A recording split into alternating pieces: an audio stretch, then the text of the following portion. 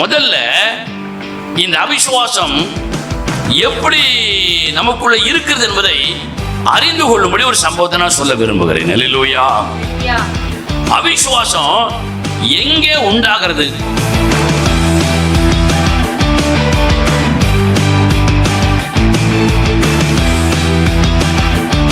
நான் ஜெபிக்கிறேன், எனக்கு நல்ல ஒரு வேலையை தார ஆண்டவரே, எனக்கு நல்ல ஒரு தொழிலா தார ஆண்டவரே அப்படின்னு ஜெபிக்கிறேன். நீங்களும் ஜெபிக்கிறீர்கள். அந்த பிசினஸ்ல தொழில் மூலமா உங்களுக்கு நல்ல ஒரு வருமானம் கிடைக்குது. அல்லேலூயா. எங்க கிடைக்குதா கிடைக்கலையா அவர் அல்லேலூயா சொல்லுங்க. நல்ல வருமானம் கிடைக்குது, பணம் கிடைக்குது, செல்வம் கிடைக்குது, நிறைய பொருட்கள் எல்லாம் உங்களுக்கு கிடைக்குது. அல்லேலூயா.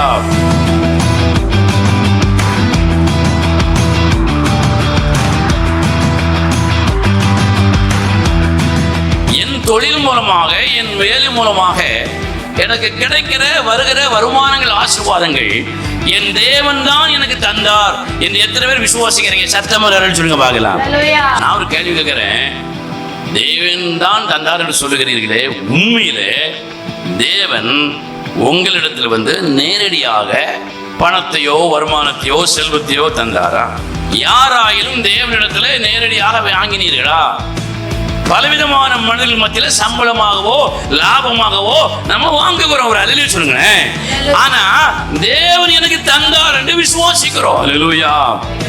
வாங்குவதிலே விசுவாசம் உறுதியாக இருக்கிறதுங்க. ஒரு அல்லேலூயா சொல்லுங்க பார்க்கலாம். அதுல மாற்றமே இல்லை.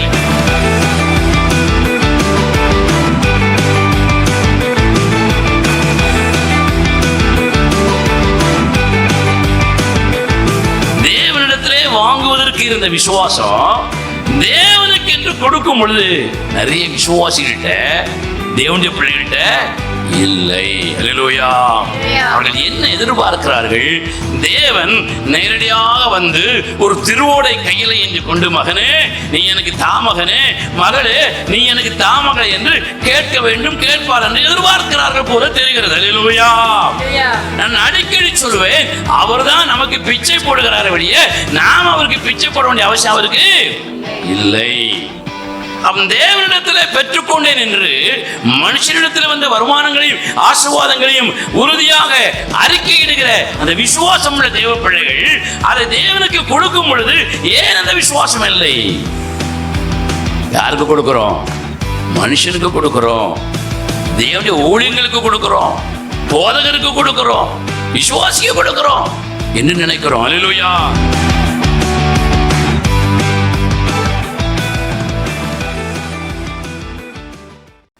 கர்த்தருடைய பரிசுத்த நாமத்திற்கு மகிமை உண்டாவதாக.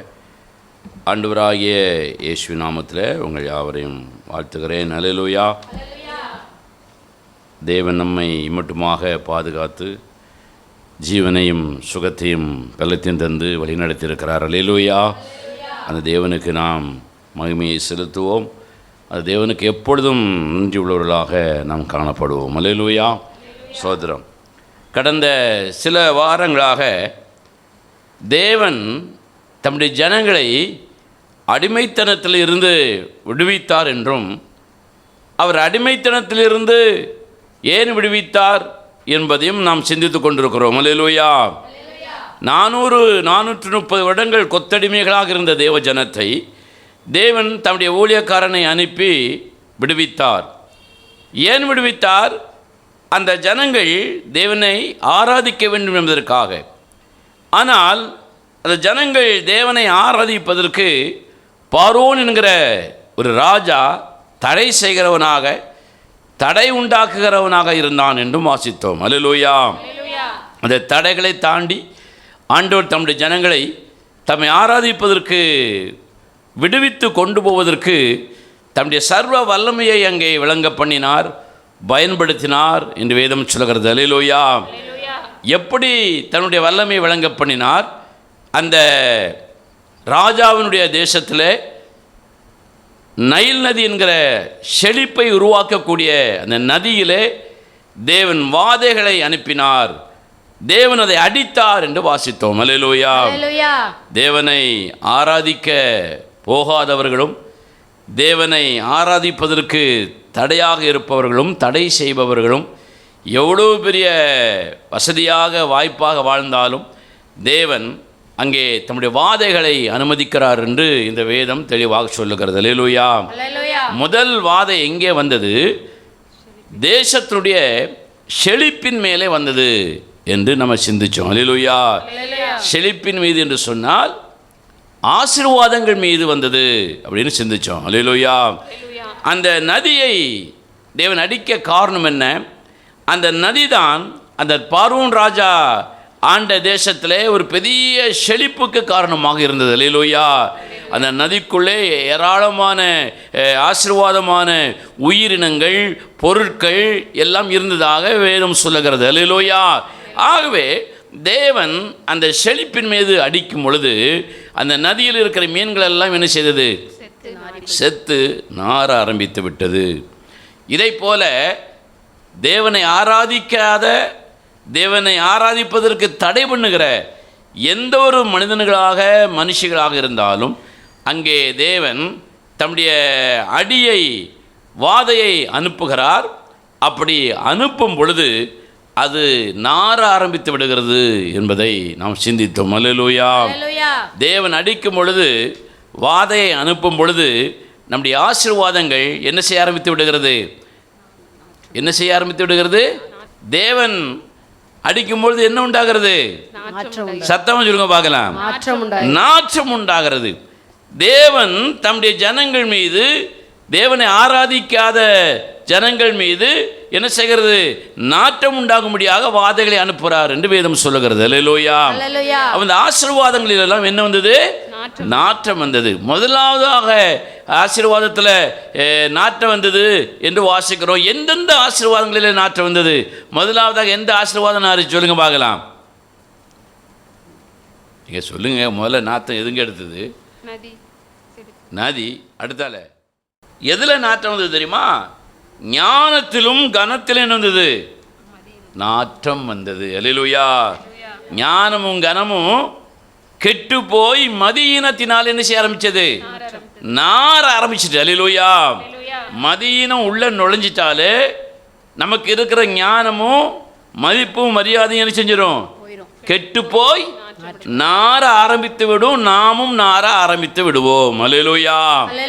இரண்டாவதாக தேவனுடைய வார்த்தையை கேளாததுனால மன்னா மீது, தேவன் கொடுத்த ஆசீர்வாதங்கள் மீது நாற்றம் உண்டானது. தேவனுடைய ஆசீர்வாதமே என்ன செய்ய ஆரம்பித்து விட்டது? நார ஆரம்பித்து விட்டது. ஏன்? தேவனுடைய வார்த்தையை கேளாததுனால. ஒரு அதிலே சொல்லுங்க பார்க்கலாம். மூன்றாவதாக ஏன் நாற்றம் உண்டாகிறது? தவறான ஆலோசனையை கேட்பதினாலும் சொல்லுவதினாலும், அல்லது தவறான ஆலோசனையை சொல்லுவதினாலும் அதை கேட்பதினாலும் மரண அடி விழுந்து அங்கே என்ன வருகிறது? நாற்றம் உண்டாகிறது என்று நம்ம சிந்திச்சோம். அல்லேலூயா. இப்போ ஞாபகம் வந்துட்டா? எப்பவும் ஞாபகமாக அலர்ட்டாக இருக்கணுமா? ஒரு அலர்ட்டுங்க பார்க்கலாம். ஆமாம். நாம் அலர்ட்டாக இல்லைன்னா நம்ம என்ன செய்ய ஆரம்பிச்சிருவோம்? சொல்லுங்களேன். நார ஆரம்பிச்சிருவோம். அல்லேலூயா. ஸ்தோத்திரம். அப்போ பாருங்க, மதியினத்தினாலே நாற்றம், தேவ வார்த்தையை கேளாததினாலே பூச்சி பிடித்து நாற்றம், நல்ல ஆலோசனைகளை சொல்லாமல் தவறான ஆலோசனைகளை சொல்லும் பொழுது, கேட்கும் பொழுது மரண அடி என்கிற நாற்றம் எல்லாம் அங்கே வந்து விடுகிறது. அல்லேலூயா. இன்னைக்கு நான்காவதாக தேவனுடைய ஆசீர்வாதத்தின் மேல் நாற்றம் எப்படி வருகிறது என்பதை குறித்து நான் கொஞ்சம் சிந்திக்கலாம்னு நினைக்கிறேன். அல்லேலூயா. வாசிக்க பார்க்கலாம். திருப்பிக் கொள்வோம். வசனத்துக்கு நேராக நம்முடைய சிந்தனைகளை திருப்பிக் கொள்வோம். யோவான் எழுதின சுவிசேஷம் 11ஆம் அதிகாரம் 39வது வசனத்தையும் 40வது வசனத்தையும் வாசிங்க. இயேசு கல்லை எடுத்து போடுங்கள் என்றார். கல்லை எடுத்து போடுங்கள் என்றார். மரித்தவனுடைய சகோதரியாகிய மார்த்தாள் அவரை நோக்கி ஆண்டவரே இப்பொழுது நாருமே 4 நாளாயிற்றே என்றார். இயேசு அவளை நோக்கி நீ விசுவாசித்தால் தேவனுடைய மகிமையை காண்பாய் இருப்பாய் என்று நான் உனக்கு சொல்லவில்லையா என்றார். அல்லேலூயா. அல்லேலூயா. இந்த சம்பவம் நமக்கு நன்றாக தெரியும். அல்லேலூயா. அல்லேலூயா. ஆண்டவராகிய இயேசு கிறிஸ்து ஊழியம் செய்யும் பொழுது ஒரு குடும்பத்திற்குள்ளே அதிகமாக தன்னுடைய நட்பையும் உறவையும் வைத்திருந்தார். அல்லேலூயா. யாருடைய குடும்பம்?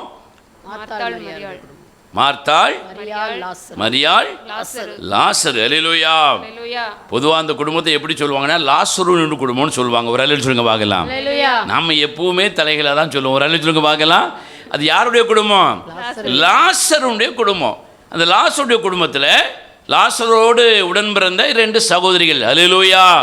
ஒருத்தி பேரு மார்த்தாள், இன்னொருத்தி பேரு மரியாள். இவன் பாருங்க, இந்த குடும்பத்துக்குள்ளே ஆண்டவர் அடிக்கடி போய் வந்ததாக வேதம் சொல்லுகிறது. அல்லேலூயா. திடீரென்று ஒரு நாள் ஆண்டவர் கொஞ்சம் தூரமாக இருக்கும் பொழுது இந்த லாசர் என்ன செய்தாரு? வியாதிப்படுகிறார். அல்லேலூயா. லாசர் என்ன செய்கிறாரு? வியாதிப்படுகிறார். வியாதிப்பட்ட உடனே ஆண்டவருக்கு தகவல் அனுப்புகிறாங்க.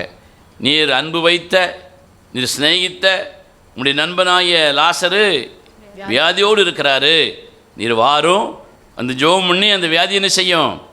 சுகமாக்கும் ஆண்டவரேன்னு சொல்லிவிடுகிறார்கள். ஆனால் ஆண்டவர் உடனே வராமல் அவர் தாமதிக்கிறார் என்று வேதம் சொல்லுகிறது. அல்லேலூயா. அவன் தாமதிக்கும் பொழுது லாசர் என்ன செய்கிறாரு? மரித்து போய் விடுகிறார். மரித்து போய் அடக்கம் பண்ணின பிற்பாடு ஆண்டவர் லாசருடைய வீட்டுக்கு வருகிறார் என்று வேதம் சொல்லுகிறது. அல்லேலூயா. லாசருடைய வீட்டுக்கு வரும் பொழுது பாருங்க, மார்த்தாளும் மரியாளும் ஆண்டவர் மேலே கொஞ்சம் என்ன வந்துட்டு வருத்தம் வந்துட்டு. அல்லேலூயா. ஒருத்திக்கு லேசான வருத்தம், இன்னொருத்திக்கு வருத்தத்தோட கலந்த கோபம். அல்லேலூயா. சத்தமாக அல்லேலூயா சொல்லுங்களேன். நான் அப்பவுமே சொல்லியிருக்கேன், சகோதரன் வியாதியாக இருக்கிறான், இவர் என்ன செஞ்சிருக்கலாம்? வந்திருக்கலாம். அல்லேலூயா. வீட்டுக்கு வந்திருக்கலாமே அப்படின்னு யோசிக்கிறாங்க. இன்றைக்கு இருந்தது போல் அன்றைக்கு பைக்கு, காரு, அந்த மாதிரி வசதிகள் வீட்டுக்கு 1-2 இருந்ததான்னு தெரியல. ஒரு அல்லேலூயா பார்க்கலாம். நடந்து தாங்க வரணும். அல்லேலூயா. அப்போ இப்படி அவங்க யோசிச்சிருக்கலாம். யோசித்தனால ஆண்டவர் மேலே அவங்களுக்கு கொஞ்சம் வருத்தமும் கோபம் என்ன செஞ்சுட்டு வந்துட்டு ஒரு அல்லேலூயா பார்க்கலாம். இப்போ ஆண்டவர் 4 நாள் கழித்து வாராரு. அல்லேலூயா. எல்லாமே தெரிஞ்சு தான் வராரு. ஒரு அல்லேலூயா பார்க்கலாம். அப்போ 4 நாள் தெரிஞ்சு 4 நாள் ஆயிட்டுன்னு தெரிஞ்சு ஆண்டவர் இந்த வீட்டுக்கு வாரார். லாசருடைய வீட்டுக்கு வாரார். வரும்பொழுது வேதம் சொல்லுது, மரியாளும் மார்த்தாளும் இயேசுவை என்ன செய்கிறாங்க? சந்திக்கிறாங்க. முன்ன பின்ன சந்திக்கிறாங்க. சந்திக்கும் பொழுது 2 பேரும் தங்களுடைய வார்த்தைகளை பகிர்ந்து கொள்கிறார்கள். என்ன வார்த்தை? வருத்தமான ஒரு வார்த்தை, இன்னொன்று கோபமான ஒரு வார்த்தை. அல்லேலூயா. என்ன வருத்தமான வார்த்தை, கோபமான வார்த்தை அப்படின்னு பார்த்தீங்கன்னா வாசிங்க பார்க்கலாம். யோவான் எழுதின சுவிசேஷம் 11ஆம் அதிகாரம் 21வது வசனத்தை வாசிங்க பார்க்கலாம். மார்த்தாள் இயேசுவிடத்தில் வந்து ஆண்டவரே, நீர் இங்கே இருந்தீரானால் என் சகோதரன் மரிக்க மாட்டான். அல்லேலூயா. யார் சொல்றா? மார்த்தாள். மார்த்தாளுக்கும் ஆண்டவருக்கும் என்ன உறவு சொல்லுங்க பார்க்கலாம். மார்த்தாள் லாசருடைய சகோதரி, மரியாளும் லாசருடைய சகோதரி. ஓயாமல் ஆண்டவர் வந்து இந்த வீட்டுக்கு வருகிறாரு. இந்த வீட்டுக்கு வரும் பொழுது மார்த்தாள் ஆண்டவருக்கு என்ன செய்தாள்? அவளுக்கும் ஆண்டவருக்கும் நடுவில் என்ன உறவு சொல்லுங்க பார்க்கலாம். என்ன உறவு? சோறு பொங்கி போடுவா. அல்லேலூயா. இயேசு வீட்டுக்கு வந்தா இந்த மார்த்தாள் என்ன செய்வா? உடனே கிச்சனுக்கு போய் இயேசு வந்துட்டார்னு சொல்லி சாப்பாடு செஞ்சு கொடுப்பதில் ரொம்ப வாஞ்ச உள்ளவா. அல்லேலூயா. சில வீட்டுக்கெல்லாம் போனால் நமக்கு காப்பி குடிக்காமல் விட மாட்டாங்க. அல்லேலூயா. சாப்பிடாம விட மாட்டாங்க. ஒரு அல்லேலூயா சொல்லுங்க பார்க்கலாம். சில வீட்டுக்கு போனால் ஆளை வீட்டில் என்ன செய்யாது? இருக்காது. இப்படிலாம் நிறைய வீடுகளில் நம்ம பார்க்குறோம். சில வீட்டுக்கு போகவே முடியாது. ஒரு அல்லேலூயா சொல்லுங்க பார்க்கலாம். அப்போ இந்த மார்த்தாள் இயேசு வரும்பொழுதெல்லாம் நல்ல ருசியான உணவை சமைத்து கொடுக்குற ஒரு நல்ல ஒரு பெண்ணாக அவள் இருந்தாள். அல்லேலூயா. அவளுக்கு முக்கியமான வேலையே சமையல் தாங்க. அல்லேலூயா. சமையலுக்கு அருகே என்ன தெரியும்? சமையல் பண்ணுகிறவனுக்கு சாப்பாடுகிறவனுக்கு என்ன தெரியும்? ரொம்ப ஒன்றும் தெரியாது. அல்லேலூயா. அப்போ இயேசு வந்த உடனே அவர் சொல்கிறா, இருந்திருந்தா என் சகோதரன் நிச்சயம் இருக்க மாட்டான், செத்துருக்க மாட்டான் ஆண்டவரே. நீ இருந்திருந்தா என் சகோதரன் செத்துருக்க மாட்டான் ஆண்டவரே அப்படின்னு சொல்கிறார். அல்லேலூயா. இது இவனுடைய உறவினுடைய ஒரு அடையாளம். மரியாள் ஆண்டவரோட என்ன உறவில் இருந்தா சொல்லுங்க பார்க்கலாம். ஆண்டவர் வந்த உடனே என்ன செஞ்சிருவா? அவருடைய பாதத்தில் போய் உட்கார்ந்துருவான். அல்லேலூயா. பாதத்தில் உட்கார்ந்து என்ன சொல்கிறாருன்னு கேட்டுக்கிட்டே இருப்பான். அவர் அல்லேலூயா சொல்லுங்களேன். ரொம்ப வாஞ்சியா கேட்பான். அன்னைக்கு என்ன பிரசங்கம் பண்ண போறாரு, இன்னைக்கு என்ன சொல்ல போறாரு, இன்னைக்கு என்ன சத்தியத்தை பேச போறாருன்னு சொல்லி ஆண்டவர்கிட்ட மரியாள் வந்து வீட்டில் உள்ள வேலையை கூட அப்படி அப்படி போட்டுட்டு வந்து என்ன செஞ்சிருப்பா? உட்கார்ந்துருப்பா. அல்லேலூயா. அப்போ இவ வந்து மாத்தாளை விட கொஞ்சம் உயர்ந்த அந்தஸ்து பெற்றவான்னு கூட நினைக்கலாம். ஒரு அல்லேலூயா சொல்லுங்க பார்க்கலாம். இங்கே சாப்பாட்டில் இருக்கக்கூடிய ஒரு பக்கம் இருக்கிறா, ஆண்டவர் வந்தோடனே அவருடைய பாதத்தில் வந்து வசனத்தை கேட்குறா. இப்போ இவ சிறந்தவளா சிறந்தவள் இல்லையா சொல்லுங்க பார்க்கலாம். சிறந்தவள் தானே உங்களே மாதிரி. ஒரு அல்லேலூயா சொல்லுங்க பார்க்கலாம். நீங்கள்லாம் வீட்டு வேலை இருந்தாலும் விட்டுட்டு என்ன செஞ்சுருப்பீங்க, வந்திருப்பீங்க. ஒரு அல்லேலூயா சொல்லுங்க. சிலர் இங்கே இருந்தாலும் வீட்டு வேலையை நினச்சிக்கிட்டே இருப்பாங்க. அது இன்னொரு கூட்டம் இருக்குது. ஒரு அல்லேலூயா சொல்லுங்க பார்க்கலாம். சிலர் வேலையும் தொழிலையும் வச்சுக்கிட்டு ஆண்டோடைய வசனம் கேட்பதுக்கு என்ன செய்யாது, வராது. அது ஒரு கூட்டம் இருக்குது. சரி, அதெல்லாம் இருக்கட்டும். ஆனால் மாத்தாள் சமைப்பது ஆண்டவருக்கு கொடுப்பதில் கெட்டிக்காரி, மரியாள் ஆண்டோடைய பாதத்தில் வந்து உட்கார்ந்து வசனத்தை கேட்பதில் கெட்டிக்காரி. அல்லேலூயா. மாத்தாளை சந்தித்தால், இயேசு மாத்தாளை சந்தித்த பொழுது அவள் சொல்லுகிறாள், நீர் இருந்திருந்தா நீ செஞ்சிருக்க மாட்டான், செத்துருக்கவே மாட்டான். அல்லேலூயா. இது வராதது ரொம்ப எனக்கு ஒரு வருத்தம் தான். ஒரு அல்லேலூயா பார்க்கலாம். மரியாள் என்ன சொல்லியிருக்கணும்? வசனத்தை கேட்டு சோத்திரம் சோத்திரம் அல்லேலூயா அல்லேலூயான்னு கேட்டு கேட்டு உட்கார்ந்துருந்தவன் என்ன சொல்லியிருக்கணும்? அவன் என்ன சொன்னா தெரியுமா? வாசிக்க பார்க்கலாம். யோவான் எழுதின சுவிசேஷம் 11ஆம் அதிகாரம் திருப்பிக் கொள்வோம். யோவான் எழுதின சுவிசேஷம் 11ஆம் அதிகாரம் 32ஆம் வசனத்துக்கு வாங்க. 32ஆம் வசனத்தை வாசிங்க. இயேசு இருந்த இடத்தில் மரியாள் வந்தாள். அவரை கண்டவுடனே அவர் பாதத்தில் விழுந்து ஆண்டவரே நீர் இங்கே இருந்தீரானால் என் சகோதரன் மரிக்க மாட்டான் என்றாள். அல்லேலூயா. இப்போ மார்த்தாள் ஒரு பக்கம் அப்படி சொன்னா, மரியாள் இப்போ எப்படி சொல்றா? நீர் இங்கே இருந்தீரானால் லாசர் இருக்க மாட்டான். அப்போ சாப்பாடு செஞ்சவளுக்கும் ஆண்டவன்ட்டு ஆன்மீக உணவை சாப்பிட்டவளுக்கும் ஏதாவது வித்தியாசம் இருக்காங்க? ரெண்டு பேரும் ஒரே கேட்டகரி தான். அல்லேலூயா. விசுவாசியும் அப்படி தான் இருக்கு, அவிசுவாசியும் அப்படி தான் இருக்கு. ஒரு அல்லேலூயா பார்க்கலாம். ஆனால் ஆண்டவர் சொல்றாரு, இரண்டு பேர் பேசணும்னு சொல்றாரு. ஒருத்திக்கிட்ட சொல்றாரு. ஒரு வசனத்தை வாசிங்க. ஆமா, 25ஆம் வசனத்தை வாசிங்க. இயேசு அவளை நோக்கி நானே உயிர்த்தெழுதலும் ஜீவனுமாய் இருக்கிறேன். என்னை விசுவாசிக்கிறவன் மரித்தாலும் பிழைப்பான்.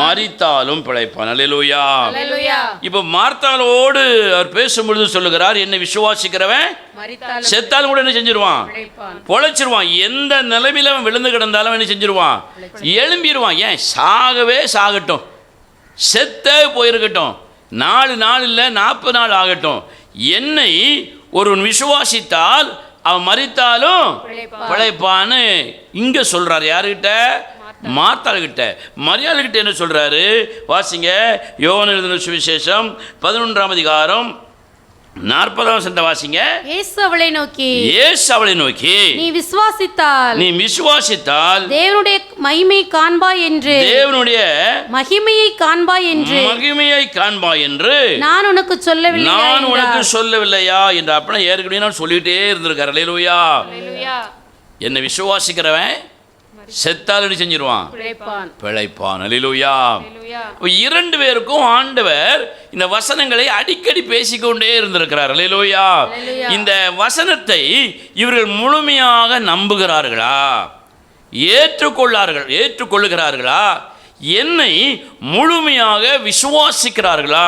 இந்த குடும்பத்திற்கு ஓயாமல் நான் உள்ளே போய் சாப்பிட்டுட்டு வரேன், வசனத்தை சொல்லிட்டு வரேன், அவர்களோடு நல்ல ஐக்கியத்தோடு அன்போடு நல்ல உறவோடு நான் இருக்கிறேன், இப்படி இருக்கிற என்னை அவர்கள் தேவன் என்று விசுவாசிக்கிறார்களா என்கிற ஒரு சோதனைக்காகத்தான் இங்கே ஒரு பெரிய மரணம் சம்பவித்ததாக வேதம் சொல்கிறது. அல்லேலூயா. அப்போ அவங்க சொல்கிறாங்க, 4 நாள் ஆயிட்டு நாரும். அப்படி என்ன அர்த்தம்? உம்மை விசுவாசிக்கிறவன் மரித்தாலும் பிழைப்பது இல்லை. உம்மை விசுவாசிக்கிறவன் உடைய மகிமையை காண்பதும் இல்லை. ஏன்னா 4 நாள் ஆயிற்று. இப்போ என்ன ஆகும்? வந்து எடுத்தா நாரும் என்று சொல்லுகிறார்கள். அல்லேலூயா. இப்போ இதில் நம்ம கற்றுக்கொள்ள வேண்டிய ஒரு பெரிய பாடம் என்ன தெரியுமா? நம்முடைய வாழ்க்கையில் தேவன் அவரை நம்பும்படியான விசுவாசத்தை நமக்கு தருகிறார். அல்லேலூயா. அதுதான் ஆரம்பத்திலே தேவன் தம்முடைய ஜனங்களை தொடும் பொழுது, சந்திக்கும் பொழுது, தேவன் மரணத்தை வென்றவர், அவர் சர்வ வல்லமை உள்ளவர், நம்மால் ஆகாத காரியம் எதுவாக இருந்தாலும் அவரால் செய்ய முடியும், அவர் மாற்ற முடியும், அவர் அதை சரியாக நமக்கு ஏற்படுத்தி தர முடியும் என்கிற ஒரு நம்பிக்கையை நாம் அறிந்து கொள்ளும்படி உணரும்படியாகத்தான் தேவன் நம்மை ஆரம்பத்திலே தொடுகிறார். அல்லேலூயா. அப்படி தொடும் பொழுது நிறைய அற்புதங்களையும் அடையாளங்களையும் அதிசயங்களையும் நம்மளுக்கு வாழ்க்கையில் நம்முடைய குடும்பத்தில் ஆண்டவர் செய்கிறார். அல்லேலூயா. அப்போ அந்த இடத்துல வாசிக்கிறோம், மார்த்தாள் மரியாள் சொன்னது போல 4 நாள் ஆயிற்று, இப்போ திறந்த என்ன செய்யும்? நாரும். அப்படி ஆனால் அவர்கள் தேவனுடைய மகிமையை அவிசுவாசத்தோடு பார்த்தார்கள். அல்லேலூயா. உலகத்தான் கூட 2-3 நாள் கழித்து பிறகு திறந்து என்ன செய்யும்? நார் தான் செய்யும். உண்மைதான். அதில் ஒரு பெரிய விஷயம் என்ன தெரியுமா? செத்தவனை நீங்களும் நானும் எழுப்பணும்னு நினச்சோம்னா அது என்ன செய்யும்? நாரை தாங்க செய்யும். ஒருத்தன் விழுந்து கிடக்கான், ஒருத்தன் பலவீனமாக இருக்கான், ஒருத்தன் சோர்ந்து போயிட்டான், ஒருத்தன் ஏதோ ஒரு விஷயத்தில் ரொம்ப பலன் இல்லாதவனாக இருக்கிறான். அவனை நாம் போய் எவ்வளவுதான் எழுப்பினாலும், அவளை எவ்வளவுதான் எழுப்பினாலும் அங்கே நாற்றம் எடுக்கக்கூடிய சூழ்நிலை தான் உண்டாகும். அல்லேலூயா. மனிதன் ஒரு குறிப்பிட்ட அளவுக்கு மேலே எதையுமே செய்ய முடியாது. அல்லேலூயா. கணவனுக்கு செய்ய முடியாது, மனைவிக்கு செய்ய முடியாது, பிள்ளைகளுக்கு செய்ய முடியாது, பெற்றோர்களுக்கு செய்ய முடியாது, நண்பர்களுக்கு செய்ய முடியாது, விசுவாசிகளுக்கு செய்ய முடியாது, ஊழியக்காரனுக்கும் செய்ய முடியாது. அல்லேலூயா. ஆனால் ஒரு அளவு இருக்கிறது. அந்த அளவு வரைக்கும் விசுவாசிகள், தேவனுடைய பிள்ளைகள் தேவனை முழுமையாக விசுவாசித்தால் உங்கள் வாழ்க்கையில் எதை நீங்கள் செய்ய முடியாது என்று நினைக்கிறீர்களோ அந்த இடத்துல தேவன் தம்முடைய மகிமையை வெளிப்படுத்துவார். அல்லேலூயா. நீங்கள் அங்கே விசுவாசிக்காம சோர்ந்து போய் இந்த மார்த்தாளை போல மரியாளை போல நீங்கள் எதையாயிலும் சொல்லுவீர்கள் என்று சொன்னால், நீங்கள் அதில் பின்வாங்கி போவீர்கள் என்று சொன்னால், நீங்கள் அதற்கு முயற்சி பண்ணினால் அது என்ன செய்யும்? நாரத்தான் செய்யும். அல்லேலூயா. நம்முடைய குடும்பங்களில் எவ்வளோ பிரச்சனைகள், எவ்வளவோ போராட்டங்கள், எத்தனையோ முறை நம்ம போராடி பார்த்தாச்சு. அல்லேலூயா. எவ்வளோ முயற்சி பண்ணி பார்த்தாச்சு. கணவனுடைய வாழ்க்கையில் மாற்றம் இல்லை, மாற்றத்துக்கு பதிலாக நாற்றம் இருக்கிறது. அல்லேலூயா. மனைவியுடைய வாழ்க்கையில் மாற்றம் இல்லை, மாற்றத்துக்கு பதிலாக நாற்றம் அடிக்கிறது. பிள்ளைகளுடைய வாழ்க்கையில் மாற்றம் இல்லை, மாற்றத்துக்கு பதிலாக நாற்றம் அடிக்கிறது. இப்படி மாற்றத்துக்கு பதிலாக நாற்றம் உண்டாக காரணம் என்ன? அது விசுவாசிகள் என்று சொல்லக்கூடியவருடைய வாழ்க்கையில், தேவனுடைய ஊழியம் செய்கிறோம் என்று சொல்லக்கூடிய வாழ்க்கையில் ஏன் உண்டாகுது? நீங்கள் தேவனை முழுமையாக என்ன செய்யலை? விசுவாசிக்கலை. விசுவாசம் என்றால் நம்பப்படுகிறவளின் உறுதி அப்படின்னு அர்த்தம். அல்லேலூயா. சோதரம். ராத்திரி படுக்கிறோம், காலையில் எழும்புவோம் என்று எத்தனை பேர் நம்புகிறோம்? ஒரு அல்லேலூயா சொல்லுங்க பார்க்கலாம். நீங்களே நம்பலையா? எங்கள் காலையில் எழும்புவோன்னு எத்தனை பேர் நம்பி தூங்குறீங்க? சத்தமாக அழிச்சுருங்க பார்க்கலாம். அப்படி நம்ம நம்புறனால தான் காலையில் வந்து சென்னைக்கு போகணும், திருநெல்வேலிக்கு போகணும், பள்ளிக்கூடத்துக்கு போகணும், முறுக்கு சுத்த போகணும், ஆஸ்பத்திரிக்கு போகணும், துணி கடைக்கு போகணும், கார் ஓட்டணும், தோசை சுடணும், இன்னும் எங்கெல்லாம் போகணுமோ அதெல்லாம் யோசித்து பிளான் பண்ணி வச்சுருக்குறோம். ஒரு அல்லேலூயா சொல்லுங்க. அப்போ படுத்தா காலையில் கண்டிப்பாக என்ன செய்வோம்? எழும்புவோம் அப்படின்னு நாம நமக்குள்ளே ஒரு நம்பிக்கை. அல்லேலூயா. ஆனாலும் நம்புகிறோம். ஆனால் இதை போல தேவனை முழுமையாக நீங்கள் நம்பணும். அல்லேலூயா. அல்லேலூயா. அப்படி நாம் நம்பாவிட்டால் நம்முடைய வாழ்க்கையில் என்ன வந்துடும்? நாற்றம் வந்துடும். என்ன வரும்? மாற்றம் வருமா? நாற்றம் வருமா? நாற்றம் வந்துடும். அல்லேலூயா. ஸ்தோத்திரம். இப்போ 2 சகோதரிகள் லாசருவை குறித்து நம்பாததுனால அங்கே என்னதான் வந்திருக்கணும்? நாற்றம் தான் வந்திருக்கணும். அல்லேலூயா. ஆனால் என்ன வந்தது? மாற்றம் வந்தது. அல்லேலூயா. எத்தனை பேர் உங்க வாழ்க்கையில மாற்றம் வரணும்னு விரும்புறீங்க? கரங்களை தட்டி கர்த்தரை மகிமைப்படுத்த பார்க்கலாம். ஹல்லேலூயா. மாற்றத்தை உண்டாக்குகிற தேவன் அவர். அல்லேலூயா. ஏன் மாற்றம் வந்தது? ஏன் மாற்றம் வந்தது? ஏன் நாத்த வரல? மரியாளுக்கு விசுவாசம் இல்லை, வசனம் கேட்டவளுக்கு. வசனம் கேட்காதவளுக்கும் சாப்பிட்டு அலைஞ்சவங்களுக்கும் விசுவாசம் இல்லை. ஆனால் ஆண்டவர் சொல்றாரு, விசுவாசிக்கிறவன் மரித்தாலும் பிழைப்பான். விசுவாசிக்கிறவன் தேவனுடைய மகிமையை காண்பான். அப்போ யாருக்கிட்ட அந்த விசுவாசம் இருந்தது? யாருக்கிட்ட இருந்தது? லாசர்கிட்ட இருந்தது. அல்லேலூயா.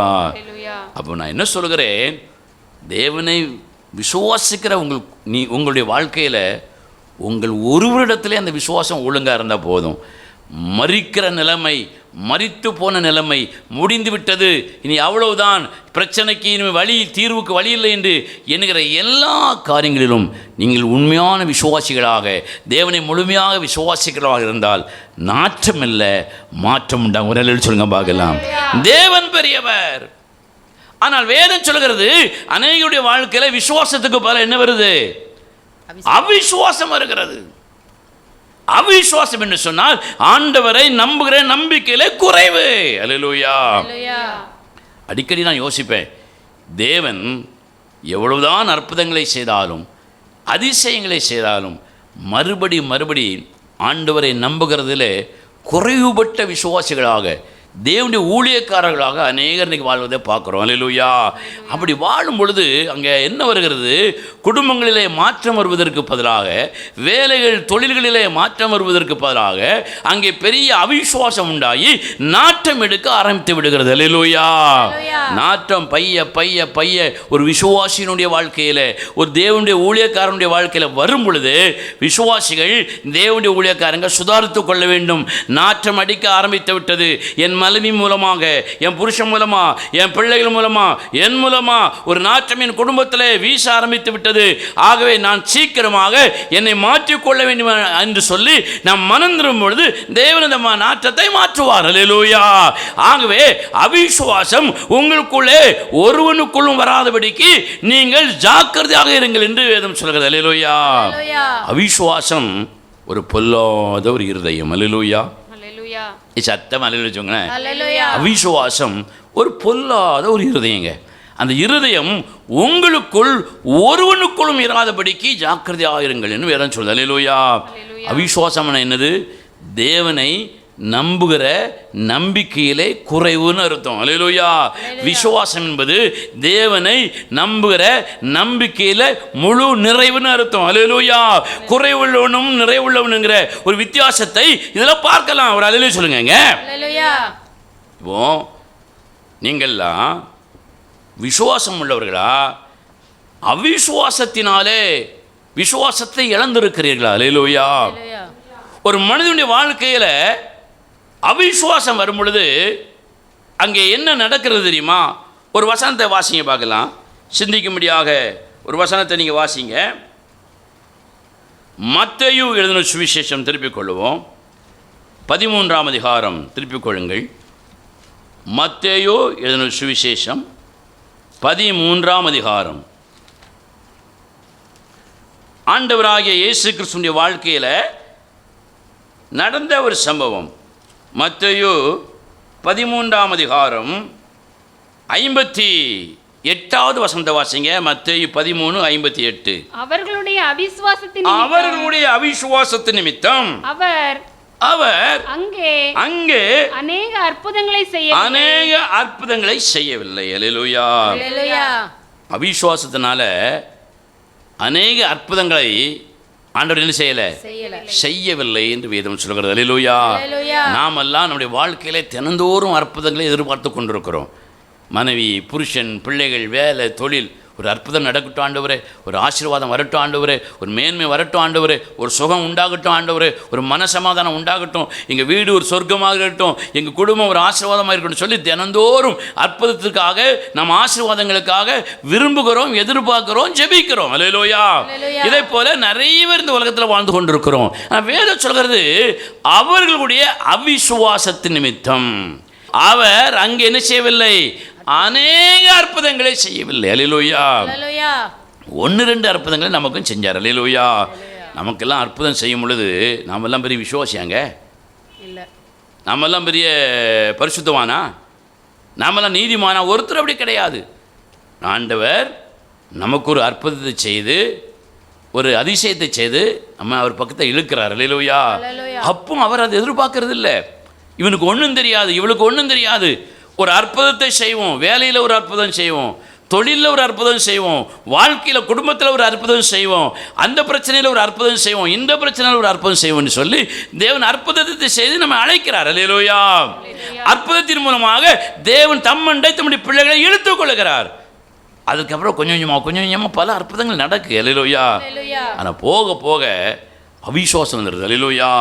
அற்புதங்கள் நடந்து இனிமே நீ விசுவாசமாக இருக்கிறையா அப்படின்னு பார்க்கறதுக்கு ஆண்டவர் கொஞ்சம் நிறுத்தின உடனே, அற்புதங்களை நிறுத்தின உடனே, குறைத்த உடனே அற்புதங்களை பெற்ற விசுவாசிகளுக்கும் தேவனுடைய ஊழியர்களுக்கு என்ன வந்துடுது, அவிசுவாசம், நம்பிக்கை குறை வந்து விடுகிறது. அப்போ அற்புதம் என்ன ஆகுது, ஸ்டாப் ஆகுது. அற்புதம் ஸ்டாப் ஆன உடனே ஆட்களுக்கு ஆண்டவர் மேல் நம்பிக்கை குறைஞ்ச உடனே என்ன ஆரம்பிச்சிருது, வாழ்க்கை தடுமாடுது. அல்லேலூயா. பீடியை விட்டவன் பீடியை குடிக்கிறான், மதுபானத்தை விட்டவன் மதுபானத்தை குடிக்கிறான், கெட்ட வார்த்தை விட்டவன் கெட்ட வார்த்தை போடுதான், விபச்சாரத்தை விட்டவன் விபச்சாரத்துக்கு போகிறான், களவை விட்டவன் திரும்ப களவெடுக்கான், பொய் சொன்னவன் திரும்ப பொய் சொல்லுதான், ஏமாத்தர விட்டவன் திரும்ப ஏமாத்துறான். இப்படியெல்லாம் நிறைய தவறுகளை செய்ய ஆரம்பிச்சிருக்கான். அல்லேலூயா. ஏன் தேவன் அற்புதம் செய்வதை நிறுத்தினதுனால. ஏன் தேவன் அதை நிறுத்தினார்னா, உன்னுடைய அவிசுவாசத்தினால, தேவன் மேலே உள்ள நம்பிக்கையின் குறைவினால. அல்லேலூயா.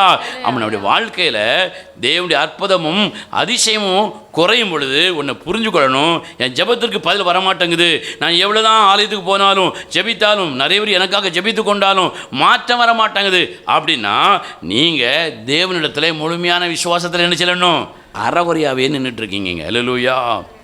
அப்படி இருக்கும் பொழுது அற்புதம் நடக்காது. அற்புதம் நடக்காத போது வாழ்க்கை என்ன செய்ய ஆரம்பிச்சிடும், நார ஆரம்பிச்சிடும். அல்லேலூயா. கெட்ட வாசனை வீச ஆரம்பிச்சிடும், துர்வாசனை வீச ஆரம்பிச்சிடும். எந்த வழியிலையாவது அது வீசும். மனைவி மூலமாக, புருஷன் மூலமாக வீசும், பிள்ளைகள் மூலமாக வீசும், தகப்பன் தாய் மூலமாக வீசும், நண்பர்கள் மூலமாக வீசும், யாரோ ஒரு மூலமாக குடும்பத்தில் நாட்டம் அடிக்க ஆரம்பிச்சிடும். அல்லேலூயா. ஆகவே தான் வேதம் சொல்லுகிறது, நீங்கள் விசுவாசித்தால் வாசம் என்கிற, வாசனை என்கிற மகிமையான வாழ்க்கையை பார்ப்பீர்கள். ஒரு அல்லேலூயா சொல்லுங்க பார்க்கலாம். சோதரம். இப்போ முதல்ல இந்த அவிசுவாசம் எப்படி நமக்குள்ளே இருக்கிறது என்பதை அறிந்து கொள்ளும்படி ஒரு சம்பவத்தை நான் சொல்ல விரும்புகிறேன். அல்லேலூயா. அவிசுவாசம் எங்கே உண்டாகிறது, முதல்ல எங்கே உண்டாகிறது, எங்கே நம்ம விசுவாசமாக இருக்கிறோம். அல்லேலூயா. ஒரு சம்பவத்தை நீங்கள் புரிஞ்சுக்கிடணும். அல்லேலூயா. இன்னைக்கு இந்த ஆன்லைனில் கேட்டிருக்கிற நிறைய நண்பர்கள், ஊழியர்கள், விசுவாசிகள், நம்முடைய திருச்சபையில் உட்கார்ந்துருக்கிற தேவனுடைய பிள்ளைகள் எல்லாருக்கும் சேர்த்து தானே இதை நான் சொல்லுகிறேன். அல்லேலூயா. இப்போ நாமெல்லாம் இருக்கிறோம், நாமெல்லாம் ஆசீர்வதிக்கப்பட்டிருக்கிறோம் நிறைய காரியங்கள். ஒரு அல்லேலூயா சொல்லுங்களேன். நிறைய காரியங்களில் ஆசீர்வதிக்கப்பட்டுக்கிறோம். உதாரணமாக நான் ஜெபிக்கிறேன், எனக்கு நல்ல ஒரு வேலையை தார ஆண்டவரே, எனக்கு நல்ல ஒரு தொழிலாக தார ஆண்டவரே அப்படின்னு ஜெபிக்கிறேன். நீங்களும் ஜெபிக்கிறீர்கள். ஆன்லைனில் கேட்டுட்டு இருந்தவங்களும் அப்படி ஜெபிச்சிருப்பீங்க. அல்லேலூயா. அப்போ தொழிலையும் வேலையும் தேவன் ஆசீர்வதிக்கிறார். அல்லேலூயா. நீங்கள் வேலையில் போகிறீங்க, தொழிலில் போகிறீங்க, அந்த பிஸ்னஸில் தொழில் மூலமாக உங்களுக்கு நல்ல ஒரு வருமானம் கிடைக்குது. அல்லேலூயா. எங்கள் கிடைக்கலையா ஒரு அல்லேலூயா சொல்லுங்க. நல்ல வருமானம் கிடைக்குது, பணம் கிடைக்குது, செல்வம் கிடைக்குது, நிறைய பொருட்கள்லாம் உங்களுக்கு கிடைக்குது. அல்லேலூயா. அப்போ நீங்கள் என்ன சொல்லுவீங்க, தேவன் இதை எனக்கு தந்தார் என்று சொல்லுவீங்களா, அது வேற ஏதாவது சொல்லுவீங்களா? சத்தமாக சொல்லுங்களேன். என் தொழில் மூலமாக, என் வேலை மூலமாக எனக்கு கிடைக்கிற வருகிற வருமானங்கள் ஆசீர்வாதங்கள் என் தேவன் தான் எனக்கு தந்தார் என்று எத்தனை பேர் விசுவாசிக்கிறீங்க? சத்தமரல் சொல்லுங்க பார்க்கலாம். ஸ்தோத்திரம். அப்படி விசுவாசிக்கிறவர்கள் அது வெளியே தைரியமாக சொல்லுவாங்க, அல்லேலூயா, என் தேவன் என்னை ஆசீர்வதித்திருக்கிறாரு, என் தொழிலை ஆசீர்வதித்திருக்கிறாரு, அதனால் எனக்கு சம்பள உயர்வு கிடைத்திருக்கிறது, நான் பண்ணின தொழிலில் 1 லட்சம் 2 லட்சம் லாபம் கிடைக்கிறது, எனக்கு 50,000 கிடைத்திருக்கிறது, என் தேவன் என் குடும்பத்தை ஆசீர்வதித்திருக்கிறார் என்று சொல்லி தேவனிடத்திலே வாங்கியிருக்கிறோம், தேவனிடத்திலிருந்து எனக்கு கிடைத்தது என்று சொல்லி ஆழமாக விசுவாசிக்கிறோம். அல்லேலூயா. தேவனுடைய பிள்ளைகள் அப்படி தான் விசுவாசிப்பாங்க. அல்லேலூயா. அப்போ நான் ஒரு கேள்வி கேட்குறேன், தேவன் தான் தந்தார் என்று சொல்லுகிறீர்களே, உண்மையிலே தேவன் உங்களிடத்தில் நேரடியாக அந்த பணத்தையோ வருமானத்தையோ செல்வத்தையோ தந்தாரா? யாராயிலும் தேவனிடத்தில் நேரடியாக வாங்கினீர்களா? தேவன் ஆண்டவராக இயேசு கிறிஸ்து பிரதர் நீங்கள் இதை வச்சுக்கிடுங்க, உங்களுக்கு 1 லட்சம் தந்திருக்கிறேன், சிஸ்டர் நீங்கள் இதை வச்சுக்கிடுங்க, உங்களுக்கு ஒரு 25,000 தந்திருக்கிறேன் என்று சொல்லி நேரடியாக யாரிடத்தில் ஆண்டவர் கொடுத்துருக்கிறாருங்க? அல்லது நீங்கள் வாங்கியிருக்கிறீர்களா? யாரிடத்துல வாங்குகிறோம்? வெளிநாட்டில் வேலை பார்த்தா சவுதி அரேபியா சேட் இடத்துல வாங்குகிறோம். அல்லேலூயா. நம்ம நாட்டுக்குள்ள வேலை பார்த்தா ஒரு இந்து நண்பர் இடத்துல வாங்குகிறோம், நாசிங்க கிட்ட வாங்குகிறோம். பலவிதமான மனிதர்கள் மத்தியில் சம்பளமாகவோ லாபமாகவோ நம்ம வாங்குகிறோம். ஒரு அல்லேலூயா சொல்லுங்களேன். ஆனால் தேவன் எனக்கு தந்தார் என்று விசுவாசிக்கிறோம். அல்லேலூயா. வாங்குவதில் விசுவாசம் உறுதியாக இருக்கிறதுங்க. ஒரு அல்லேலூயா சொல்லுங்க பார்க்கலாம். அதில் மாற்றமே இல்லை. நிறைய பேரை பார்த்துருக்கேன், கர்த்தர் ஆசீர்வதிச்சிருக்கிறார், கடவுள் எனக்கு நன்மை செஞ்சிருக்கிறார், சந்தோஷம். ஆனால் தேவனுக்கு கொடுக்கும் பொழுது, தேவனிடத்திலே வாங்குவதற்கு இருந்த விசுவாசம் தேவனுக்கு என்று கொடுக்கும் பொழுது நிறைய விசுவாசிகள்கிட்ட, தேவனுடைய பிள்ளைகள்கிட்ட இல்லை. அல்லேலூயா. அவர்கள் என்ன எதிர்பார்க்கிறார்கள்?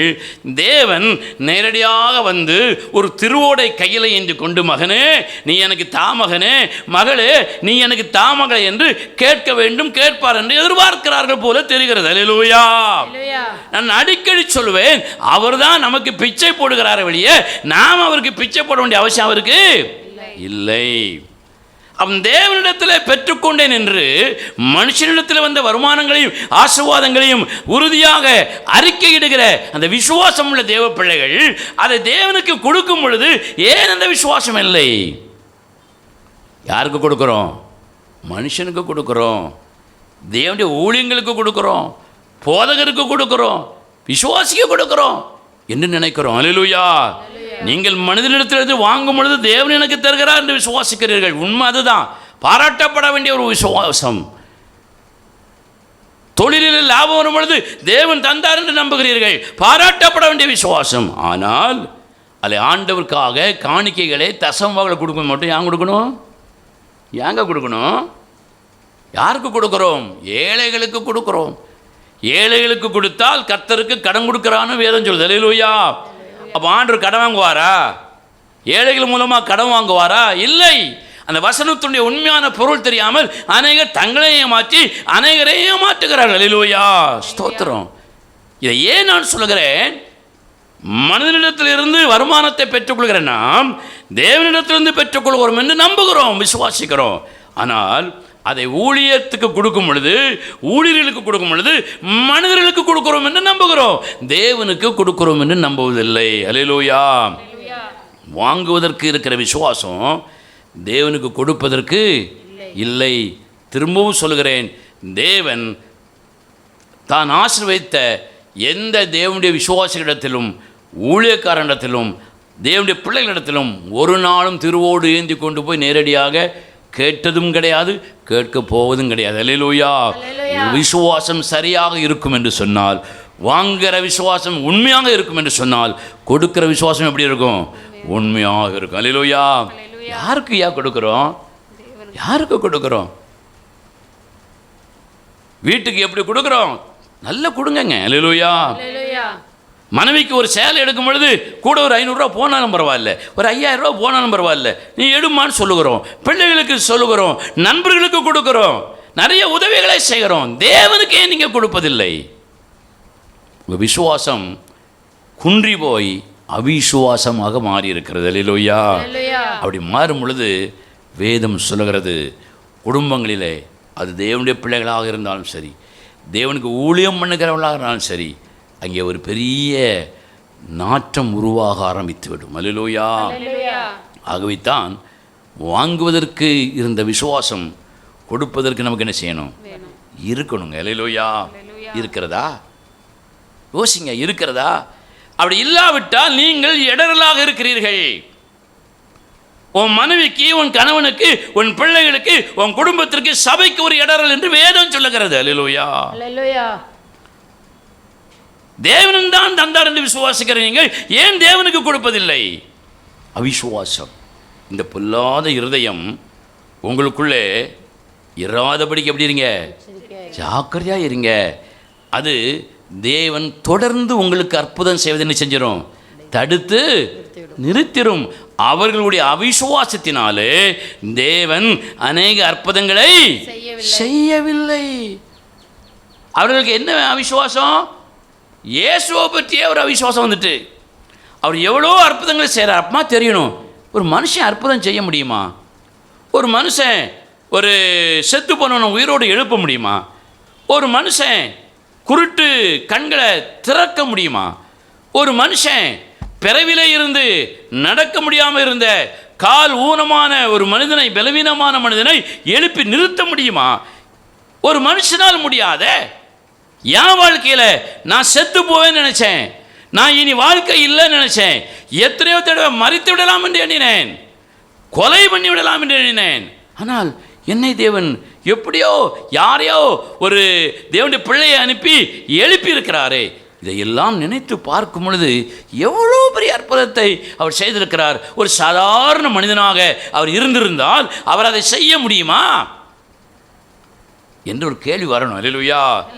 இந்த ஜனங்கள் அற்புதத்தெல்லாம் வாங்கும் பொழுது புறத்தால போய்கிட்டு அற்புதத்தை வாங்கினோன்னா ஓட்டுட்டு ஓடுது. அல்லேலூயா. அந்த வசனத்தை நீங்கள் வாசிங்க பார்க்கலாம்.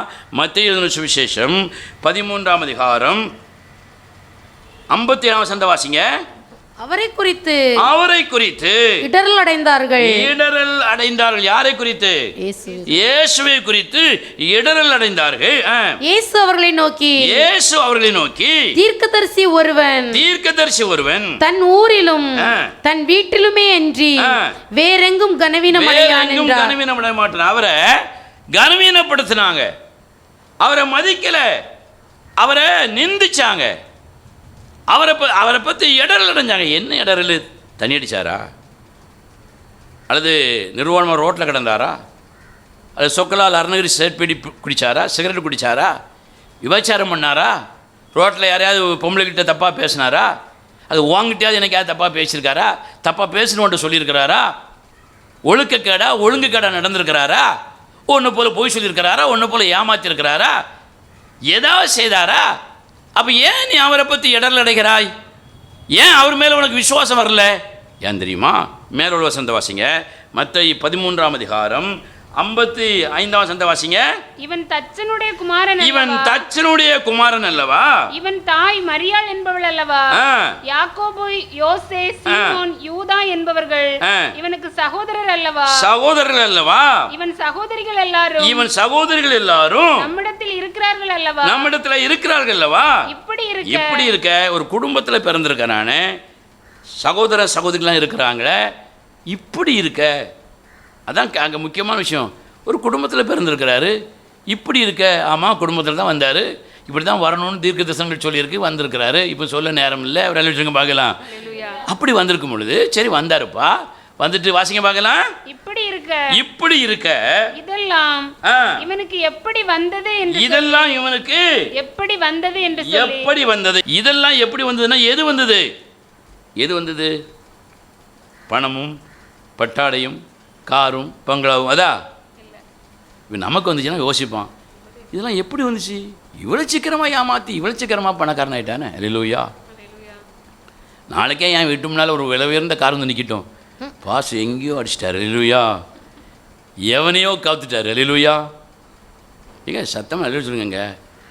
நாம கூட ஒன்று வாங்கலை, நாம் கூட ஒரு சைக்கிள் வாங்க முடியாமல் இருக்கும், 2 வீலர் வாங்க முடியாமல் இருக்கும், ஒரு ஆப்போசிட்டி வாங்க முடியல, ஒரு கேப்போசிட்டி வாங்க முடியல. இவர் 1 கோடி ரூபா காரை எப்படி எடுத்துட்டாரு? கள்ள மனுஷன் நம்மகிட்ட சொல்லவே இல்லையே. அல்லேலூயா. மனுஷன் அப்படி தான் யோசிப்பான். இயேசு கிறிஸ்து அதெல்லாம் ஒன்றும் வரல. அல்லேலூயா. அவருக்கு என்ன வந்தது? வாசிங்க அந்த மத்தேயு 13ஆம் அதிகாரம் 54ஆம் வசனம் வாசிங்க. தாம் வளர்ந்த ஊரிலே வந்து அவர்களுடைய ஜெபாலயத்திலே அவர்களுக்கு உபதேசம் பண்ணி பிரசங்கம் பண்ணாரு. அவர்கள் ஆச்சரியப்பட்டு அதை குறித்து ஆச்சரியப்பட்டு இவனுக்கு இந்த ஞானமும் பலத்த செய்கைகளும் எப்படி வந்தது? அல்லேலூயா. ஒரு சாதாரண குடும்பத்தில் பிறந்த ஒரு மனுஷன் இயேசு, அவருக்கு இப்பேற்பட்ட ஞானம். இவன் அண்ணனுக்கு இல்லையே, அக்காவுக்கு இல்லையே, தங்கச்சிக்கு இல்லையே, ஐயாவுக்கு இல்லையே, அம்மாவுக்கு இல்லையே. ஒரு விஷயம் பார்க்கலாம், இவருக்கு மட்டும் எப்படியா வந்தது? வீட்டில் ஒருத்தனும் ஒரு காய்ச்சலை சுகமாக்குனது இல்லை, ஒரு வயிற்றுப்போக்கு சுகமாக்குனது இல்லை, தலைவலியை சுகமாக்குனது இல்லை. இவர் உயிரோடு எழுப்புதாரு. 400 விதவை மகனை எழுப்புறாரு, செத்து போன சிறுமியை எழுப்புறாரு, முழுக்க பேய்ப்பிடியில் இருந்த கானாசினுடைய மகளை சுகமாக்குறாரு. அங்கிருந்து சொல்றாரு இங்க நடக்கு, இங்கிருந்து சொல்றாரு அங்க நடக்கு. ஒரு அல்லேலூயா சொல்லுங்க பார்க்கலாம். சொல்வதெல்லாம் நடக்குது, நடப்பதெல்லாம் சொல்லுகிறார். ஒரு அல்லேலூயா சொல்லுங்களேன். இப்படி ஒரு பலத்தை செய்ய எப்படி இவருக்குள்ள வந்தது? அப்போ இவர் மெய்யாகவே யாரு? தேவன். அப்போ இவருடைய பிறப்பில், இவருடைய பூமிக்கு வந்த அந்த வரவில் ஏதோ ஒரு பெரிய வித்தியாசம் இருக்குப்பான்னு சிந்திக்கணும். அல்லேலூயா. இன்னும் இவர் மனுஷன்தான், இன்னும் இவர் சாதாரண குடும்பத்தில் பிறந்தவர் நினைச்சா உனக்கு அறிவில்லைன்னு அர்த்தம். அல்லேலூயா. அவரை தேவனாக ஏற்றுக்கொள்வதற்கான விசுவாசம் உனக்குள்ள இல்லை. இது தேவனை அறியாதவனுக்கு உன் வீட்டுக்குள்ள எவ்வளவு அற்புதங்கள் ஆண்டவர் செஞ்சிருக்கிறாரு, எத்தனை அதிசயங்களை உன் வாழ்க்கையில செஞ்சிருக்கிறாரு. தேவனுடைய சபையில் உட்கார்ந்திருக்கிற யாரும் தேவனுடைய அதிசயங்களை பெறாம வர முடியாது. அல்லேலூயா. அதிசயங்களையும் அற்புதங்களையும் செய்துதான் தேவனை அழைத்து கொண்டு வருகிறார். அல்லேலூயா சொல்லுங்க. அப்படி வந்த நீங்களும் நானும் அவருடைய பலத்த செய்கையை நினைத்து ஆச்சரியப்படுவதற்கு என்னங்க இருக்கு? அவர் தேவன். அல்லேலூயா. அவரால் செய்ய முடியாத அதிசயமான காரியம் ஒன்றும் இல்லை. அதுக்கு நானே ஒரு அடையாளம் சொல்லி இங்கே இருக்கிற ஒவ்வொருவரும் சாட்சி சொல்லலாம். உங்கள் வாழ்க்கையில் நடந்தவங்களே சாட்சி சொல்லலாம். அல்லேலூயா. ஆனா இந்த ஜனங்க அதெல்லாம் என்ன செய்யல?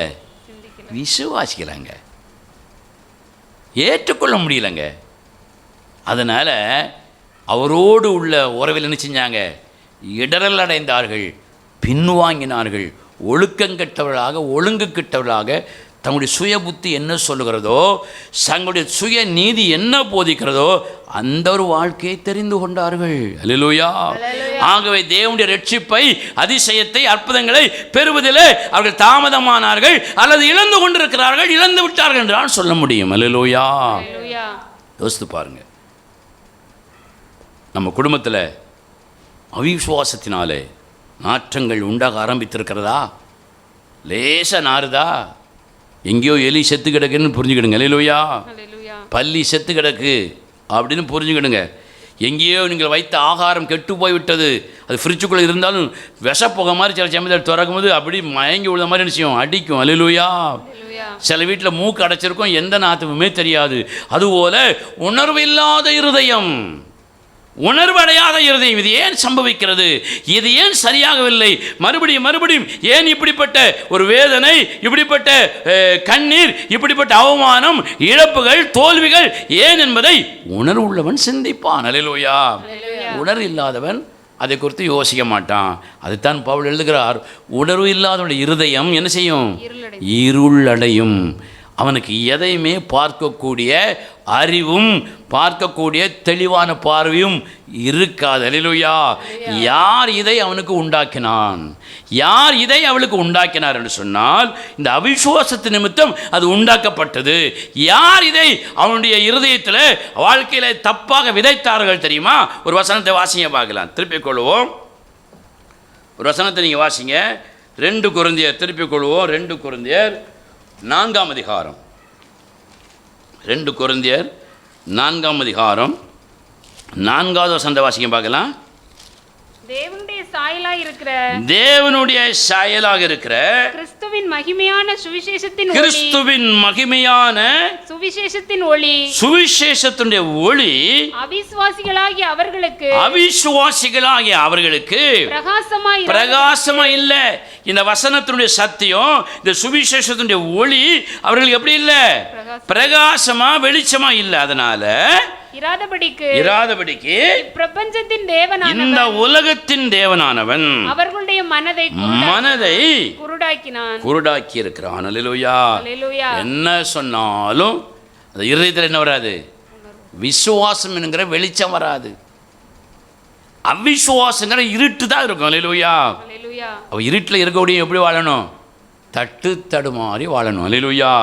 விழுந்து விழுந்து எழும்பணும். யாராவது நம்ம கூட்டி கொண்டு விட மாட்டாங்களா அப்படின்னு அடுத்தவங்களுடைய உதவியை எதிர்பார்க்கணும். இப்படிப்பட்ட ஒரு வேதனையான வாழ்க்கை தான் வாழ வேண்டும் என்று வேதம் சொல்லுகிறது. அல்லேலூயா. யோசித்து பாருங்க, நம்முடைய வாழ்க்கை நாற்றம் அடிக்கிறதா, மாற்றம் உண்டாகி வாசனை வீசுகிறதா? ஒரு வேத வசனம் சொல்கிறது, ஆண்டவராகிய இயேசு கிறிஸ்துவை முழுமையாக விசுவாசித்து ஏற்றுக்கொண்ட தேவனுடைய பிள்ளைகள், தேவனுடைய ஊழியர்களுடைய வாழ்க்கையில் அவர் என்ன செய்வாராம்? ஒரு வசனத்தை நீங்கள் வாசிக்கும்படி விரும்புகிறேன். 2 கொரிந்தியர் 2:14 கிறிஸ்துவுக்குள் எப்பொழுதும் எங்களை வெற்றி சிறக்க பண்ணி எல்லா இடங்களிலும் எங்களை கொண்டு அவரை அறிகிற அறிவின் வாசனையை வெளிப்படுத்துகிற தேவனுக்கு ஸ்தோத்திரம். அல்லேலூயா. நம்முடைய தேவன் எப்பொழுதும் எல்லா இடங்களிலும் எங்களை வெற்றி சிறக்க பண்ணுகிற தேவன். அல்லேலூயா. தேவனுடைய பிள்ளைகள் எல்லா இடங்களிலும் எப்பொழுதும் எப்படி இருப்பாங்க? வெற்றி சிறக்க பண்ணக்கூடிய தேவ பிள்ளைகளாக இருப்பாங்க. அல்லேலூயா. வெற்றி பெற்றவர்களாக இருப்பாங்க. நீங்கள் நிறைய பேரை பார்க்குறேன், தொழிலில் வெற்றி இருக்கும், குடும்பத்தில் இருக்காது.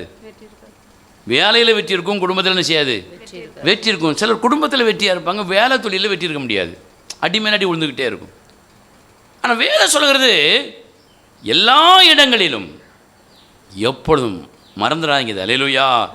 தேவனுடைய பிள்ளைகள், நீங்கள் எந்த இடத்துக்கு போனாலும் சரிதான், எந்த நாளில் போனாலும் சரிதான், தேவன் உங்களை என்ன செய்வாராம்? வெற்றி சிறக்க பண்ணுவாராம். வசந்த வாசிங்க, எல்லா இடங்களிலும் எப்பொழுதும் கிறிஸ்துவுக்குள் எப்பொழுதும் எங்களை வெற்றி சிறக்க பண்ணுகிற தேவன். அல்லேலூயா. அடுத்த வசனம் சொல்லுகிறது, ரட்சிக்கப்படுகிறவர்களுக்குள்ளேயும் கெட்டுப் போகிறவர்களுக்குள்ளேயும் நாங்கள் தேவனுக்கு கிறிஸ்துவின் நற்கந்தமாய் இருக்கிறோம். தேவனுக்கு நற்கந்தமாக வாசனை வீசுகிற ஒரு பொருளாக இருக்கிறோம். நீங்க கெட்டு போகிற ஆளுக்குள்ள கடந்தாலும் சரிதான், ரட்சிக்கப்பட்ட ஆளுக்குள்ள கடந்தாலும் சரிதான், உங்க மேல இருந்து என்னதான் வரும்? வாசனை தாங்க வரும். அல்லேலூயா.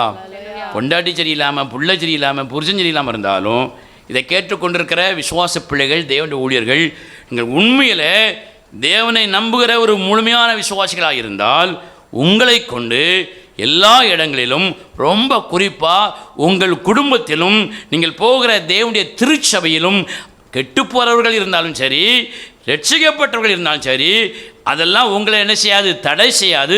நீங்கள் வாசனை வீசுவீர்கள். அல்லேலூயா. சபையில் 10 பேர் இருக்காங்கன்னா 9 பேர்கிட்ட நாத்தம் வந்துச்சுன்னா முழுமையாக விசுவாசம் உள்ள ஒருத்தங்கிட்ட என்ன வரும்? வாசனை வரும். கரங்கள் தட்டி கர்த்தரை மகிமைப்படுத்த பார்க்கலாம். அல்லேலூயா. உன் வீட்டில் இருக்கிற அத்தனை பேரும் கெட்டு போனவர்களாக இருந்தாலும் நீ விசுவாசியாக இருந்தா உன் மூலமா என்ன வரும்? வாசனை வருங்க. அல்லேலூயா. இந்த வாசனையை யார் வீச பண்ணுகிறார்? தேவன் வீச பண்ணுகிறார். தேவன் உனக்கு அதை கிருபையாக தருகிறார். அல்லேலூயா. இதுக்கெல்லாம் அடிப்படை என்னன்னா, தேவனை முழுமையாக நம்புகிற நம்பிக்கை. அதுதான் விசுவாசம். மனிதனை நம்புகிறதுக்கு பேர் நம்பிக்கை, தேவனை நம்புகிறதுக்கு பேர் விசுவாசம். அல்லேலூயா. அந்த விசுவாசம் இல்லாததினாலே அநேகருடைய வாழ்க்கை என்ன செய்கிறது? நாறி போய் கொண்டிருக்கிறது. அந்த நாற்றம் ஒரு மாற்றமாய், ஒரு வாசனையாய் மாற வேண்டுமானால் நீங்கள் செய்ய வேண்டிய ஒரே காரியம், தேவனை முழுமையாக விசுவாசிங்க. வேதம் சொல்லுகிற விசுவாசத்திற்கு ஏற்ற கிரியைகளை நீங்கள் நடப்பியுங்கள். அவிசுவாசத்திற்கு இடம் கொடுக்காதீர்கள்.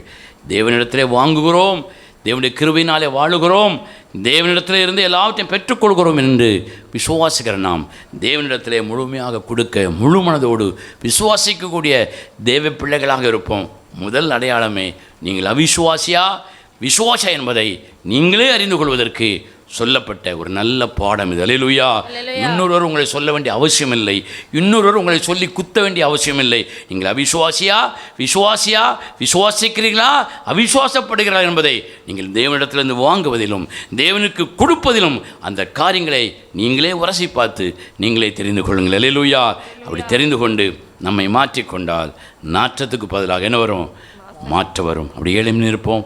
தேவ சமூகத்தில் நம்ம எப்படி ஒப்பு கொடுப்போம். ஆண்டவரே, அவிசுவாசம் நாற்றத்தை கொண்டு வரும். ஆண்டவரே, ஆண்டவருக்கு உணவு சமைத்து கொடுத்தவளும் ஆண்டவருடைய பாதத்தில் உட்கார்ந்து வசனத்தை கேட்டவளும் ஆண்டவரே 2 பேரும் ஒரே நிலையில் இருந்தார்கள். ஆண்டவரே,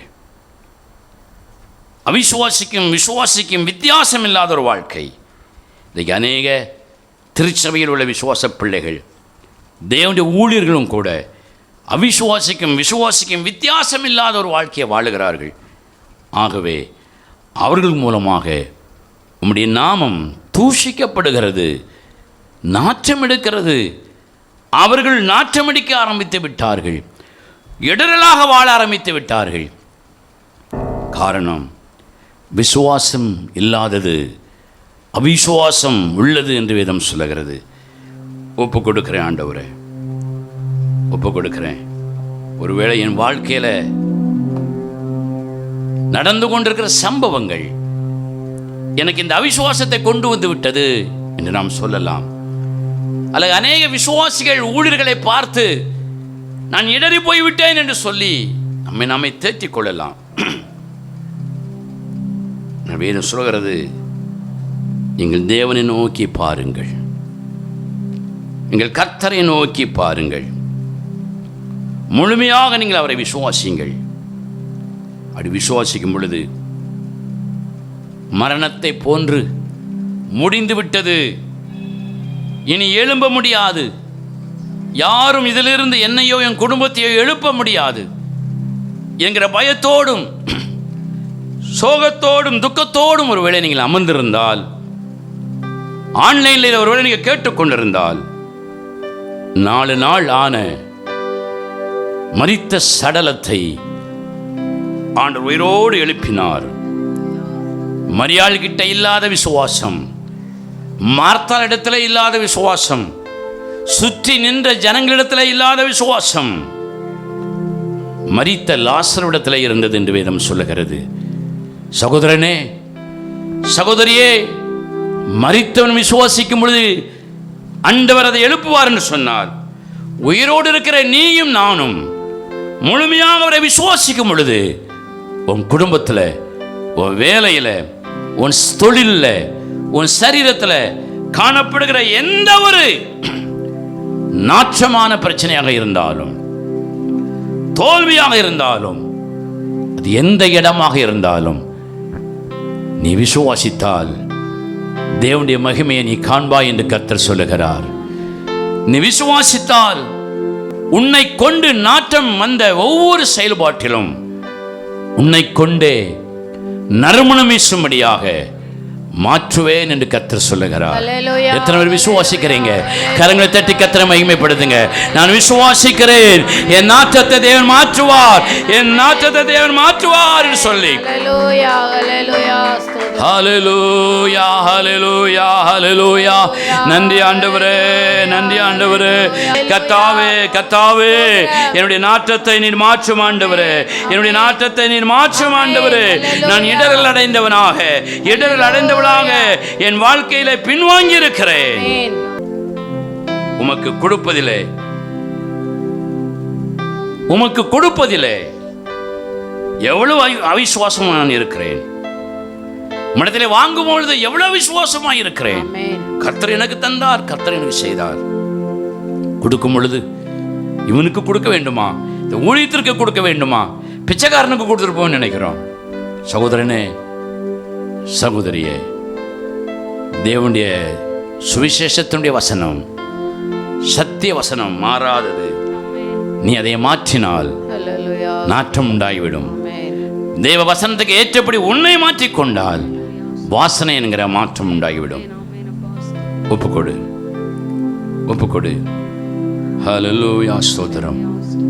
நம்முடைய வாழ்க்கையிலே இடரல் என்கிற சேற்றிலே நீ விழுந்து கிடக்கலாம். பின்மாற்றம் என்கிற சேற்றிலே விழுந்து கிடக்கலாம். அவிசுவாசம் என்கிற சேற்றிலே நீ விழுந்து கிடக்கலாம். அவிசுவாசமான இருதயம் நமக்குள்ளே இராதபடி நம்மை சரிப்படுத்திக் கொள்வோம். எல்லா இடங்களிலும் எப்பொழுதும் வாசனை வீசுகிற ஒரு தேவனுடைய பிள்ளையாக, தேவனுடைய ஊழியக்காரனாக, ஒரு விசுவாசியாக தேவன் உன்னுடைய வீட்டிலும் உன்னுடைய ஊரிலும் நீ வேலை செய்கிற இடங்களிலும் நீ போகிற இடமெல்லாம் வாசனையை வீச செய்வார் என்று வேதம் சொல்லுகிறது. அப்படியே கரங்களை தட்டி கர்த்தரை மகிமைப்படுத்தும். ஹல்லேலூயா. சேற்றில் விழுந்த என்னை அவர் தூக்கி எடுத்தார், நாற்றமெல்லாம் ஜீவரத்தம் கொண்டு மாற்றினார். எவ்வளவு பயங்கரமான நாற்றத்தோடு இந்த இயேசுவை நான் தேடி வந்தேன். இந்த இயேசுவை நான் நாடி வந்தேன். என்னை கழுவி என்னை சுத்தம் பண்ணி எவ்வளவு உயர்வான ஒரு வாழ்க்கை எனக்கு இந்த ஊரிலே, நான் வாழ்கிற இடத்துல, என் வேலை ஸ்தலத்தில், என் தொழில் ஸ்தாபனத்தில், என் குடும்பத்திற்குள்ளே என்னை வைத்திருந்தார். ஆனால் அவிசுவாசத்திற்கு இடம் கொடுக்கும் பொழுது ஒரு மனிதனை பார்த்து, ஒரு தவறான ஊழியர் செய்கிற ஊழியர்களை பார்த்து, தவறான விசுவாசிகளை பார்த்து இயேசுவையே நான் எடை போட்டேன். எங்க மனுஷனை பார்த்து இயேசுவை எடை போடாதீங்க. அல்லேலூயா. ஒரு வீட்டில் 10 பேர் இருக்காங்க, 9 பேரும் குடிச்சா ஒருத்தன் குடிக்கணும் அர்த்தமா? அந்த குடும்பமே குடியார குடும்பம்னு சொல்வது எவ்வளோ பெரிய தப்பு. உன் வீட்டில் நீ ஒருத்தன் உண்மையாக இருக்கிற, நீ ஒருத்தி உண்மையாக இருக்கிற, குடும்பம் பூரா பொய்யா இருக்கு. இந்த குடும்பமே பொய்யான குடும்பம்னு சொல்ல முடியுமா? உன்னை ஒத்துக்கொள்வியா? என்ன நான் ஒத்துக்கொள்வேனா? ஒத்துக்கொள்ள மாட்டோம். நீ மனுஷனை பார்த்து இயேசுவை பின்பற்றுவதில் ஏன் நீ பின்தங்கி இருக்கிறாய்? தவறு, தவறு. மனுஷனை வச்சு இயேசுவை எடை போடாத. நீ விசுவாசி. உன்னை வச்சு அதே மாதிரி எத்தனை பேர் எடை போட்டிருப்பாங்க, எத்தனை பேர் இடருவாங்க, எத்தனை குடும்பங்கள் இடறி இருக்கிறது. சகோதரனே, சகோதரியே, விசுவாசத்தோடு ஒப்புக்கொடு. இவ்வுலக பாடு உன்னை ஒன்றும் செய்யாது. உன் நாற்றமெல்லாம் தேவன் மறுபடியும் கழுவி சுத்திகரிப்பார். தேவன் உனக்கு வெளிச்சமாக இருந்து உன்னை தேற்றுவார் என்று பாடல் சொல்லுகிறது. உன் வியாதியிலிருந்து உன்னை நீக்கி சுகப்படுத்துவார் என்று வேதம் சொல்லுகிறது. ஒரு மனதோடு கண்களை மூடி கரங்களை தட்டி ஒரு புது விசுவாசிகள் பாடுகிற பாடலாக, ஒரு புது தேவனுடைய ஊழியக்காரர்கள் விசுவாசத்தோடு பாடுகிற பாடலாக இந்த பழைய பாடலை மனம் திரும்புதலோடு பாடுவோமா? நிச்சயமாகவே நாற்றம் மாறும், வாசனை உண்டாகும். சேர்ந்து பாடலாம். சேற்றில் விழுந்த என்னை அவர் தூக்கி எடுத்தார், நாற்றமெல்லாம் ஜீவரத்தம் கொண்டே மாற்றினார். சேற்றில் விழுந்த என்னை அவர் தூக்கி எடுத்தார், நாற்றமெல்லாம் ஜீவரத்தம் கொண்டே மாற்றினார். ஆனந்தம் கொள்ளுவேன், அவரை நான் பாடுவேன், உயிருள்ள நாள் வரையில். அல்லேலூயா. சத்தமாய் ஆனந்தம் கொள்ளுவேன், அவரை நான் பாடுவேன், உயிருள்ள நாள் வரையில். எந்த நாவில் சத்தமாய் போது பாட்டு எந்த நேசோ தரையரா. எந்த நாவில் போது பாட்டு எந்த இவ்வுலக பாடு தரையரா. இவ்வுலக பாடு என்ன செய்திடும், அவ்வுலக பாடு என்னை ஒன்றும் செய்யாது. விசுவாசத்தோடு பாடுங்க, பின்வாங்காதீங்க, சோர்ந்து போகாதீங்க. உன் வாழ்க்கை நறுமணமாக மாறும். ஆனந்தம் கொள்ளுவேன், அவரை நான் பாடுவேன், உயிருள்ள நாள் வரையில். அல்லேலூயா. ஆனந்தம் கொள்ளுவேன்,